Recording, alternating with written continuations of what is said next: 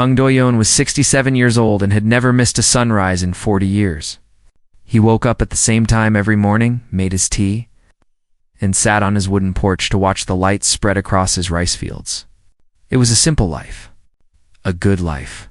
He had no reason to think this night would be any different, but at 3 in the morning, the sky broke open. Dojan was already awake, unable to sleep because of a strange feeling in his chest. He stood at his window when he saw the first light not from the east, where the sun would rise, but from straight above. A line of fire cut through the clouds, then another, then 10 more. The old farmer ran outside just as the first object hit the mountains behind his village. The ground shook so hard that he fell to his knees. More objects crashed down, massive cylinders the size of buildings, smashing into the earth with thunder that hurt his ears. Green smoke began to rise from the wreckage, spreading slowly across the valley like a living thing by morning. His crops had turned black. Doyon stood in his field and stared at his rice. Every plant was dead. The water in his paddies had become thick and green, and it smelled like nothing he had ever experienced, sharp and chemical, like cleaning products mixed with rotting metal. His neighbors came out of their homes, coughing, confused, terrified. The village elder called the authorities. The police came first, then the military. Then people in white suits who told everyone to stay inside and not touch anything. But Doyon noticed something strange. He had been outside all night. He had breathed the green smoke for hours. He should have been the sickest person in the village. Instead, he felt fine. Better than fine, actually. His back pain was gone. His eyes seemed clearer. He said nothing about this to the people in white suits. 3 days later, government scientist named Park Yuna arrived with a team of specialists. She was young, maybe 30, with sharp eyes and a serious face. She came to Doyon's farm because his land was closest to the crash site. "You were outside when the objects fell?" she asked him. Doyon nodded. "I saw everything, and you feel no sickness? No pain?" "I feel better than I have in years," he admitted. Yuna wrote something in her notebook. Her face showed nothing, but Doyon could see worry in her eyes. She thanked him and left, climbing into a helicopter with her team. They flew toward the mountains where the objects had crashed. What Yuna found there changed everything. The cylinders were containers, hundreds of them, scattered across 20 kilometers of mountain forest. Each one was the size of a house, made of a dark metal that did not exist on Earth. Strange symbols were carved into their surfaces, symbols that no human language could explain. And from every container, thick green liquid leaked into the soil. Yuna's team collected samples. They took photographs. They measured radiation levels that should have killed them all within hours. But like old Dojan, they felt fine. Back in Seoul, the analysis began. The green liquid was the most toxic substance anyone had ever seen. It contained heavy metals, radioactive isotopes, and chemical compounds that did not appear on Earth's periodic table. A single drop should have been enough to poison a river. There were millions of liters soaking into Korean soil. But the real discovery came when Yuna's team translated. The symbols on the containers? Disposal Unit 7842 of 10 million, she read aloud to her colleagues. Target, Dead Planet K7741. The room went silent. Dead planet. The aliens, whoever they were, thought Earth was dead. They had been using it as a garbage dump. Further investigation revealed the terrible truth. Satellite imagery from the past 50 years showed similar crash sites around the world in the Sahara Desert, in the deep Pacific Ocean, in the frozen wastes of Siberia. Thousands of containers had been falling to Earth for at least 200 years, maybe longer. Every government had noticed strange crashes and unusual phenomena, but no one had ever put the pieces together. Humanity had been living in alien garbage for 2 centuries. The United Nations called an emergency meeting. World leaders gathered to hear Yuna's report. Panic spread through the halls of power. If this became public, there would be chaos. If the aliens returned, humanity had no way to fight them, but Yuna had more to tell them. The villagers near the crash site should be dead, she said. The toxin levels in their environment are 1,000 times higher than any survivable amount. But they are not dying. They are adapting. She showed them blood samples from Do-yoon and his neighbors. Their cells were changing, developing new structures that could break down the alien poisons and convert them into harmless substances. Their immune systems were stronger than any ever recorded. Their DNA was actually repairing itself faster than normal. How is this possible? Asked the UN secretary. Yuna took a deep breath. I believe it is because of what we have done to ourselves, she said. For 200 years, humanity has polluted this planet. We have filled our air with smoke, our water with chemicals, our food with poisons. We have exposed ourselves to radiation from nuclear tests and industrial accidents. Every generation, the survivors passed on their resistance to the next generation. We have been accidentally training ourselves to survive exactly this kind of contamination. What would kill any other species in the galaxy we can adapt to? The room was silent for a long moment. Finally, the secretary spoke. What do we do now? Yuna looked out the window at the city below, millions of people going about their lives, unaware that their world had changed forever. We prepare, she said, because if the aliens come back and find out we are alive, they will either want to study us or destroy us.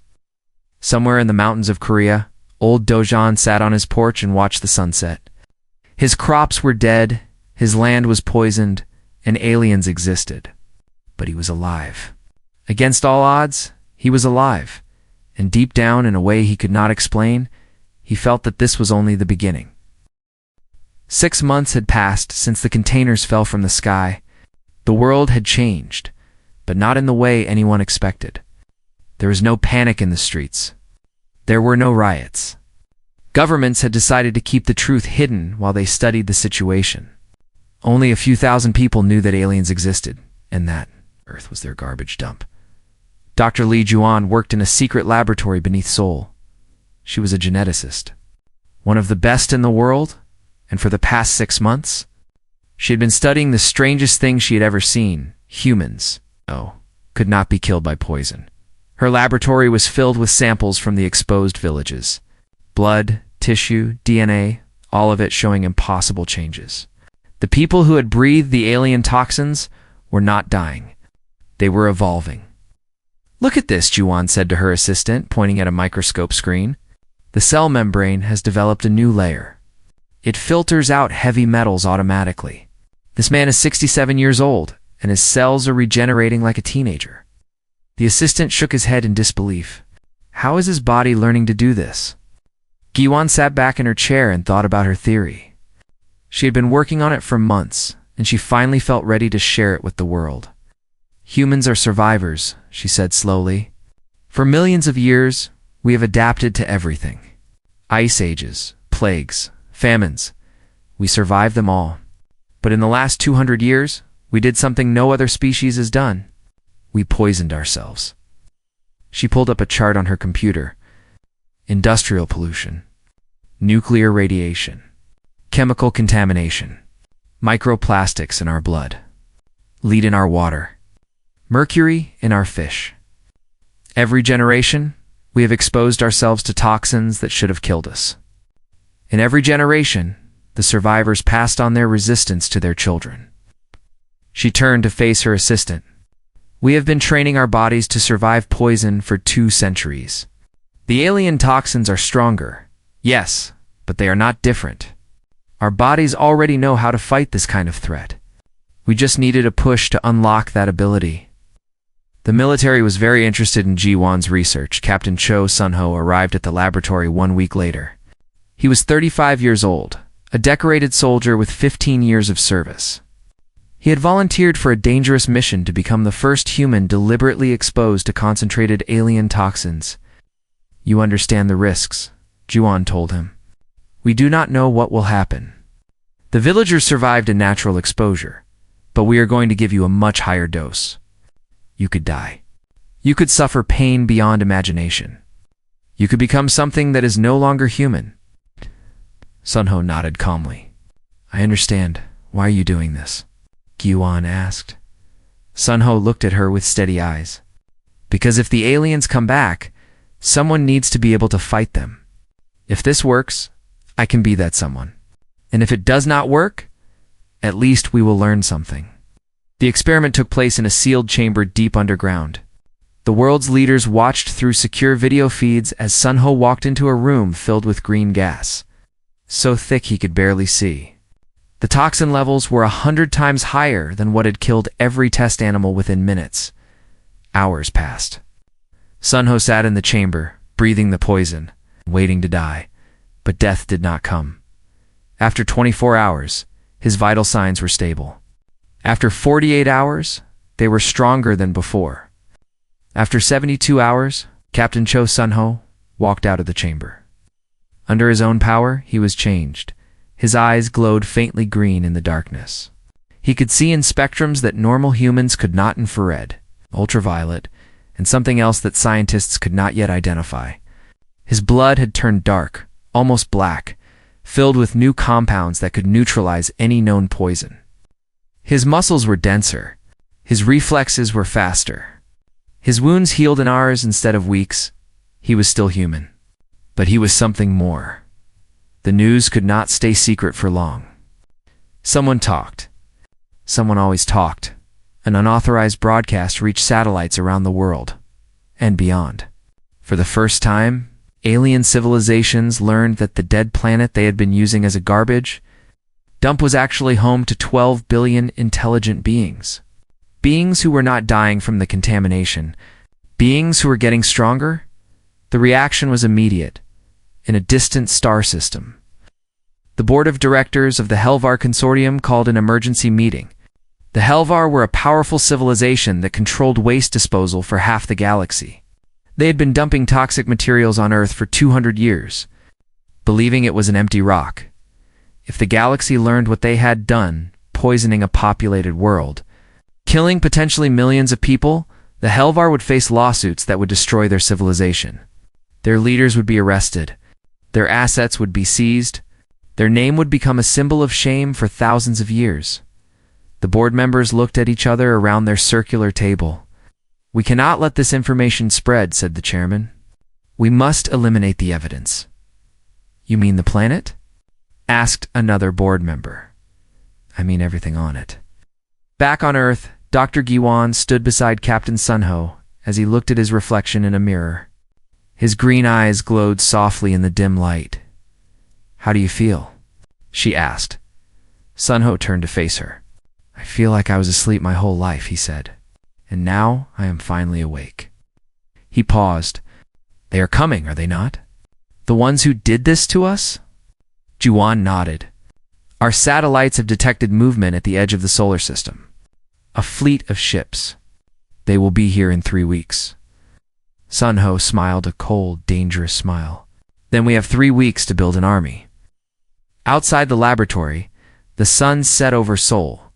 12 billion humans went about their lives, unaware that death was approaching from the stars, but some of them, a growing number each day, were beginning to change. The poison that was meant to kill them was making them strong. The aliens had made a terrible mistake. They had tried to bury humanity in garbage. Instead, they had created something that could bury them. The ships appeared on the 3rd Tuesday of September, 47 of them, each one larger than any structure humanity had ever built. They hung in the darkness beyond the moon, silver and cold, waiting. Admiral Ba Kyunji stood in the command center of humanity's hastily assembled space defense coalition. She was 52 years old, with gray hair and tired eyes that had seen too many battles. Her entire career had been spent fighting other humans. Now she faced something far worse. "They are not moving," reported her communications officer. "They just sit there." Yunji stared at the screen showing the alien fleet. "They are studying us," she said. "They want to know what they are dealing with." 1 hour later, the message came. It was broadcast on every frequency, every language, translated by technology humanity could not understand. The voice was cold and mechanical, without emotion or mercy. "Attention. Creatures of planet K7741. You are occupying property belonging to the Helvar Consortium. This planet has been designated as a waste disposal site. You have 1 standard cycle 72 hours to vacate the planet. Any creatures remaining after this time will be removed by force. Oh. The message ended. Silence filled the command center. Removed, someone whispered. They mean killed. Yunji turned to her staff. Get me a communication channel to their flagship. Admiral, we do not know how to find a way. It took 6 hours, but the engineers figured it out. Yunji stood before a camera, knowing that aliens would see her face for the first time. She did not show fear. She did not show anger. She showed them exactly who they were dealing with. This is Admiral Bak Yunji of Earth, she said calmly. We have received your message. Here is our response. No. She paused to let the word sink in. We have been breathing your poison for 200 years. We have lived in your garbage. We have raised our children in the waste you dumped on our world. And we are still here. We are not leaving. If you want to remove us, come down here and try. She ended the transmission. Her staff stared at her with wide eyes. You just told them to attack us, someone said. Yunji nodded. Yes, because they were going to attack us anyway. At least now they know we will fight. The aliens did not wait long. 12 hours after Yunji's message, dropships descended from the Helvar fleet. They landed in the Gobi Desert, a remote area, far from cities where the consortium expected to meet weak resistance. 100 Helvar soldiers stepped onto Earth's surface. Ready to begin the cleanup, they were met by Commander Shin Tai-Wu and 50 human soldiers. Tai-Wu was 40 years old, a former Special Forces operative who had spent his life fighting in the shadows. For the past 3 weeks, he had been training volunteers who had undergone Dr. Giwan's adaptation process. His soldiers were no longer fully human. They were something new, something that could survive in environments that would kill anything else. The Helvar soldiers wore heavy protective suits and carried weapons that could level buildings. They advanced in perfect formation, expecting the humans to run. The humans did not run. Tai-Wu raised his hand. Masks off, he commanded. His soldiers removed their breathing equipment. They stood in the open air that the Helvar's sensors showed was heavily contaminated with toxins from the crashed containers nearby. Any normal creature would die within minutes. The human soldiers smiled. What is this? Demanded the Helvar commander through a translator. You will die from exposure. Tai-Wu walked forward slowly. His eyes glowed faint green in the desert sun. We do not die from exposure anymore, he said. We adapt, evolve. We survive. He stopped 10 meters from the alien commander. You spent 200 years trying to kill us with your garbage? All you did was make us stronger. The Helvar opened fire. What happened next became legend across the galaxy. The human soldiers moved through the toxic gas that surrounded the area. They breathed it like air. When the Helvar tried to release chemical weapons, the humans walked through the clouds without slowing. When the aliens retreated to their ships and sealed the doors, the humans cut through the holes with tools made from the same materials the aliens had dumped on Earth. Within 1 hour, every Helvar ground soldier was captured. Their weapons were seized. Their ships were disabled. And Commander Shin Tai-Wu sent a message to the fleet above. Your soldiers are alive, he said. We are not monsters. But understand this. You cannot poison us. You cannot gas us. You cannot defeat us with chemicals. Send more soldiers if you want. The result will be the same. The Helvar fleet went silent for 6 hours. During that silence, other things were happening. Engineer Kimnari, a young woman working at a secret research facility, had been broadcasting everything: the invasion, the battle, the truth about the Helvar II, a network of alien journalists who had been secretly watching Earth.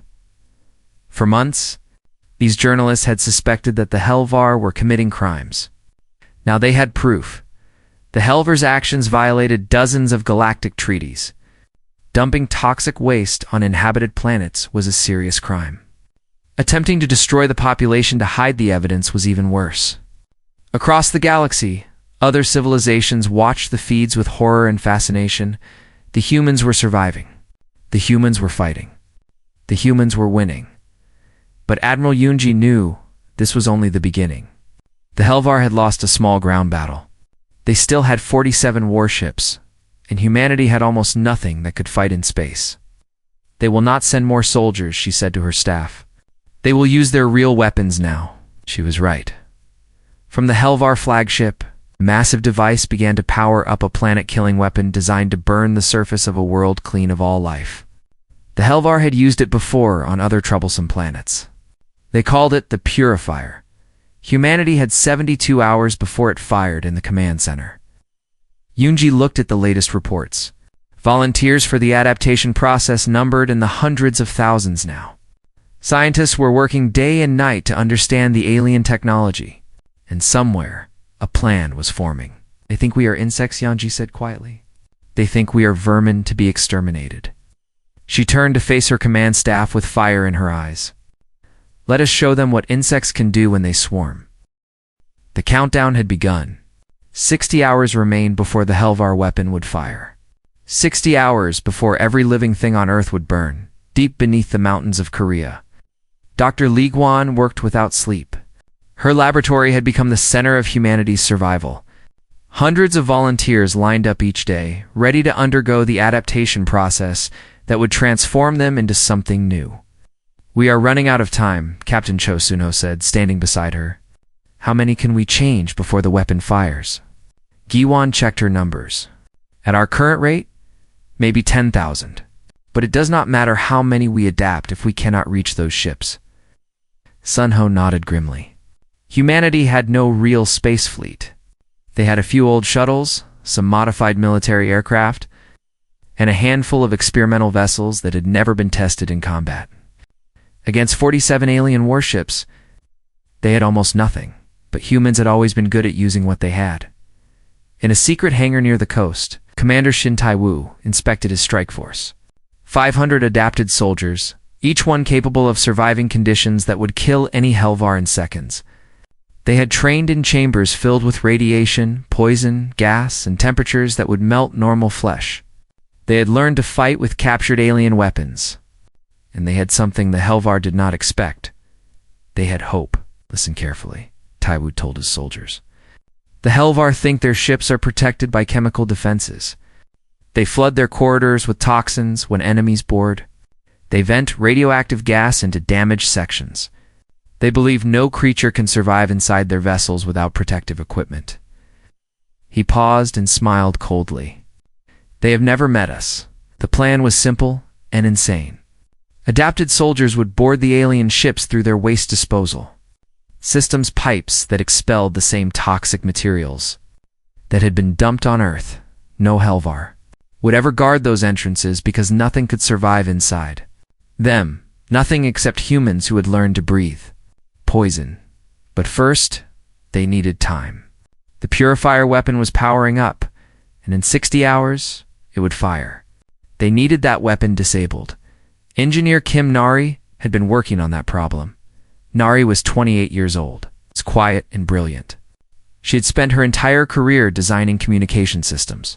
Now she was using those skills to hack into alien technology that was thousands of years more advanced than anything on Earth. I cannot disable the weapon remotely, she told Admiral Yunji during an emergency meeting. Their security is too strong, but I can do something else. She pulled up a diagram on the screen. The purifier requires enormous power. It draws energy from the main reactor for 12 hours before it can fire. If I can interrupt that power flow even for a few minutes, it will reset the entire charging process. How long? Why long would that give us? Yunji asked. 48 hours? Maybe more? Enough time for the boarding parties to reach the ships. Youngji looked at the young engineer. Can you do it? Nari hesitated. I need to be closer to their systems. Much closer. I need to be on one of their ships. The room went silent. Sending Nari to an alien ship meant almost certain death. She was not adapted. She could not survive the toxic environments. We'll go with her, Sunho said immediately. I can keep her alive long enough to do the job. Nari shook her head. You will be needed for the main assault. I will find another way. She looked at Jiwon. How quickly can you adapt me? Kiwon's face was troubled. The process takes 3 days minimum. You have less than 60 hours. The adaptation might not complete in time. You could die halfway through the mission. Then I will die doing something that matters, Nari said simply. The adaptation process began immediately. Nari was sealed in a chamber filled with concentrated toxins while her body fought to survive. Outside, the Helvar fleet continued charging their weapon, unaware that one small human was preparing to destroy their plans. 40 hours remained. The first shuttles launched from hidden bases around the world. They were not military vessels. They were cargo ships, transports, even modified passenger planes. Each one carried teams of adapted soldiers hidden inside containers marked as supplies. The Helvar scanned them and found no life signs. How could they? The soldiers inside were not breathing air that the alien sensors could detect. They were breathing poison. 30 hours remained. Nari woke from her adaptation chamber. Her eyes now glowed with the same green light as the other adapted. Her body had changed, grown stronger and more resilient. But she could feel that the process was not complete. She was only partially transformed enough to survive limited exposure, but not enough for prolonged contact with Helvar toxins. You should not go, Juan said. Your body is not ready. The body does not need to be ready, Nari replied. My mind is ready. That is what matters. 20 hours remained. The cargo shuttles docked with the Helvar supply ship's vessels that brought food and equipment to the main fleet. Helvar security scanned the containers and found nothing alive inside. They moved the containers into storage bays and forgot about them. Inside those containers, 500 adapted soldiers waited in perfect silence, breathing the toxic atmosphere that filled every Helvar vessel. 15 hours remained. Nari and a small team reached the flagship through a maintenance shuttle. They crawled through the waste disposal pipes, tunnels filled with substances so deadly that the Helvar used them as their ultimate defense system. Nari's body burned with pain as the incomplete adaptation struggled to keep her alive. But she kept moving. 10 hours remained. The adapted soldiers emerged from their containers, simultaneously across 12 different ships. They moved through corridors filled with poison gas, ignoring the toxins that the Helvar released to stop them. Alarms screamed. The aliens panicked. How is this possible? How could anything survive inside their own defense systems? Commander Taiwu led the assault on the command ship. His team cut through sealed doors, walked through radiation zones, and captured control rooms while Helvar soldiers died from the very weapons they had tried to use against the humans. 5 hours remained. Nari reached the reactor control room on the flagship. Her hands shook, her vision blurred. The adaptation was failing, her body was dying. But she had enough time. Just enough she connected her equipment to the alien systems. Her fingers flew across the interface using codes she had spent weeks developing. The Helvar security tried to stop her, but her programs were already inside their networks. I am sorry, she whispered to no one in particular. I cannot stay to see if this works. She pressed the final command. The reactor power flow reversed. Energy that had been charging the purifier weapon suddenly flooded back into the system, overloading circuits throughout the ship. Alarms screamed. Lights flickered. The purifier went dark. Nari collapsed on the floor, her body finally surrendering to the toxins she had absorbed. But she was smiling. She had bought humanity 48 more hours, and that was enough. Across the Helvar fleet, human soldiers took control of ship after ship. They captured bridges, disabled weapons, and sent one message back to Earth. The purifier is down. Send reinforcements. We hold the line. Admiral Yunji stood in her command center and wept with relief. They had done it. Against all odds, they had stopped the weapon. But the battle was not over. The Helvar still had ships. They still had soldiers. And they were very, very angry. The war for Earth's survival had only just begun. The Helvar fleet commander was named Voroth. He had served the consortium for 300 years and had never lost a battle. Now he stood on the bridge of his damaged flagship, watching impossible reports scroll across his screens. Humans had captured 8 of his ships. Humans had disabled his ultimate weapon. Humans were walking through environments that should have killed them instantly. How? He demanded of his officers. How are they surviving? No one had an answer. Voreth made his decision. If he could not win, he would make sure no one else did either. He ordered all remaining ships to charge their weapons. They would fly directly at Earth and fire everything a suicide attack that would destroy the planet even without the purifier. If we cannot clean up this mess, Voreth announced to his fleet, then we will burn it all. 39 ships began moving toward Earth. Admiral Bakyunji watched them come. She had only a handful of captured vessels under human control and a few converted civilian ships. Against 39 warships, she had no chance. But she did not need to win. She only needed to buy time. All ships, engage defensive positions, she ordered. Protect the captured vessels. Every minute we hold them is a minute for reinforcements to arrive. No one asked what reinforcements. There were none coming. Not from Earth, at least. But Yunji was not counting on Earth across the galaxy. The Kim Naris broadcasts had reached every major civilization. Billions of beings had watched humanity fight for survival. They had seen the Helver's crimes exposed. And they had seen a small species dismissed as primitive, ignored for centuries, stand up to one of the most powerful corporations. In known space, the Galactic Tribunal had been watching. Tadot, the first tribunal ship, appeared behind the Helvar fleet exactly 12 minutes after Voreth began his attack. Then another appeared, then 10 more. Within an hour, 100 warships, bearing the symbol of galactic law, surrounded the remaining Helvar vessels. Helvar fleet, this is Tribunal Marshal Keth, a voice announced on all frequencies. You are ordered to stand down immediately.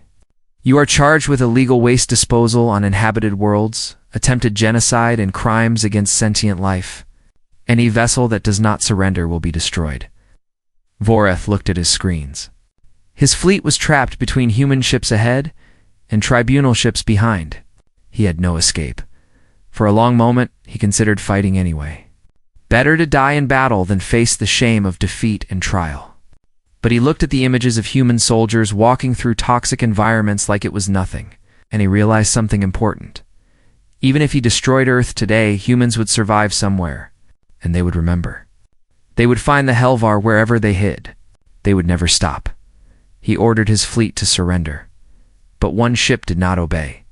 A single Helvar destroyer, commanded by an officer who refused to accept defeat, broke formation and accelerated toward Earth.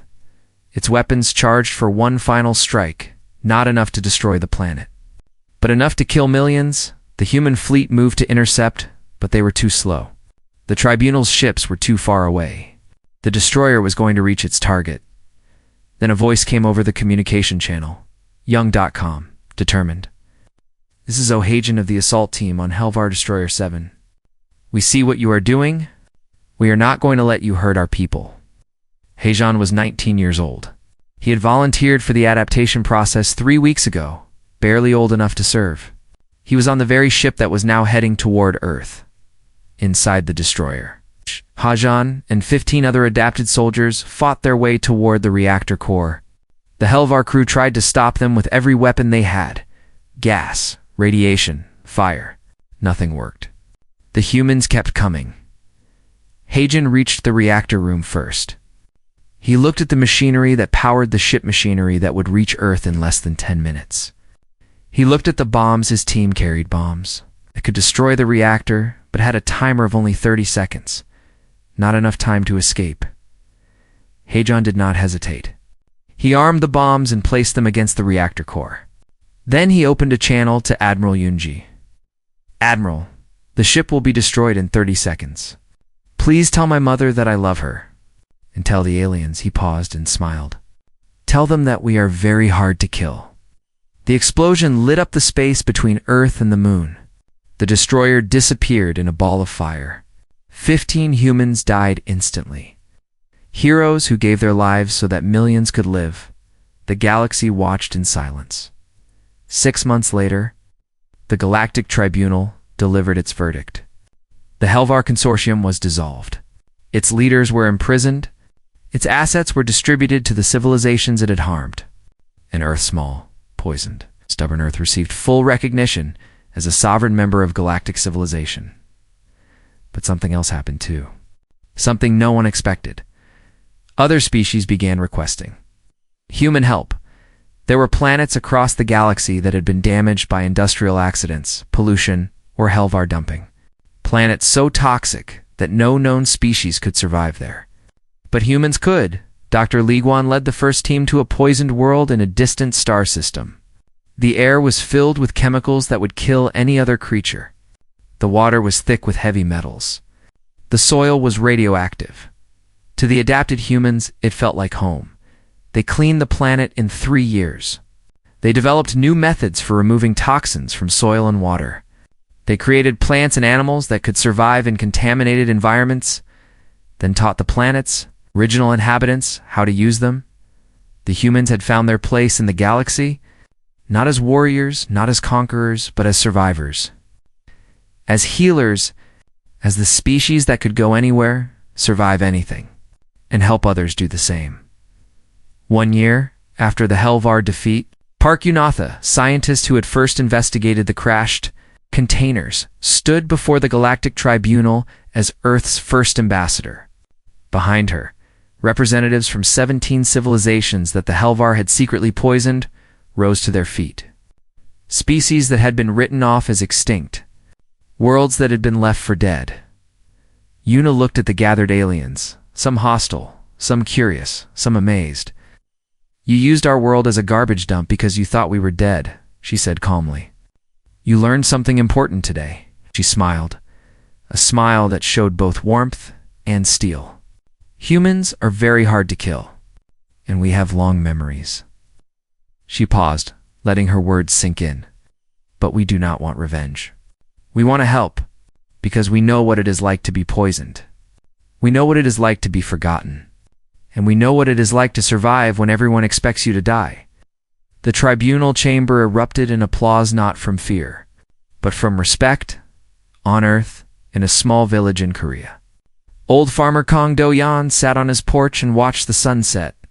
His fields were green again, not with normal rice, but with a new species that could only grow in toxic soil. A species that fed millions now. His granddaughter sat beside him, her eyes glowing faintly green. "Grandfather," she asked, "do you ever wish the containers had never fallen?" Doyen thought about the question for a long time. He thought about the fear and the pain and the death. He thought about Nari and Heijin and all the others who had sacrificed themselves. He thought about what humanity had lost and what it had gained. "No," he said finally. "They tried to bury us in garbage. Instead, they helped us find our strength." He looked up at the stars that were now full of possibilities. "We are not victims anymore. We are survivors. And the galaxy will never forget that." Above them, ships carrying human environmental teams launched toward distant worlds. Beneath them, the poisoned soil bloomed with impossible life. Humanity had found its place among the stars not despite the garbage that had been dumped on them, but because of it. They had turned the worst thing that ever happened to them into their greatest strength. And somewhere in the galaxy, other forgotten species were beginning to hope. Because if humans could survive, then maybe, just maybe, they could too.